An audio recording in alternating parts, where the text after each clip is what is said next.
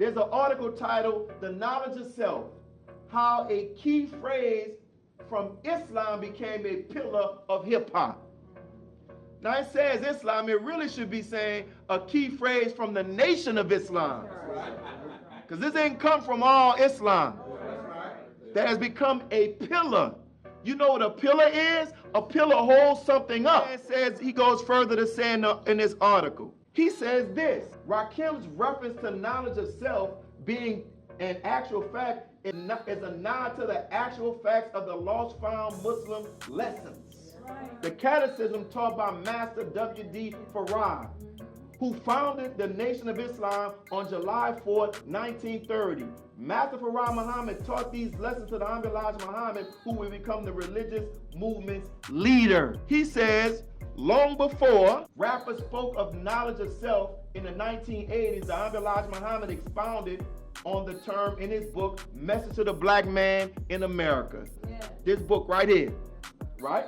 Released in 1965, the height of the civil rights movement. In it, he emphasized black self-reliance with knowledge of self as being a key what? Component, is that right? Article, do you know he says that the fifth element of hip hop, he says that the fifth element of hip hop is knowledge of self? And it made me think about what we talked about last week when we said, what is a savage? A savage is a person that has lost the knowledge of themselves and is living a beast life. Think about this. If the fifth element of hip hop is knowledge of self, but they don't even talk about that, then we should not be surprised to see the beastly behavior in hip hop. Because hip hop has lost the knowledge of itself. So that's why we see what we see in the music.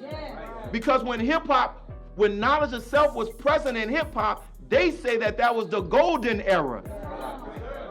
Now that knowledge of self is gone, then what era are we living in now? The beast era, the savage era. So just as the Caucasians needed a teacher to come to them in the cave and bring them knowledge of self, hip hop needs somebody to bring them knowledge of self. Is that right? And that's why you see when you see the Honorable Minister Louis Farrakhan meeting with these artists, he's trying to bring them knowledge of self.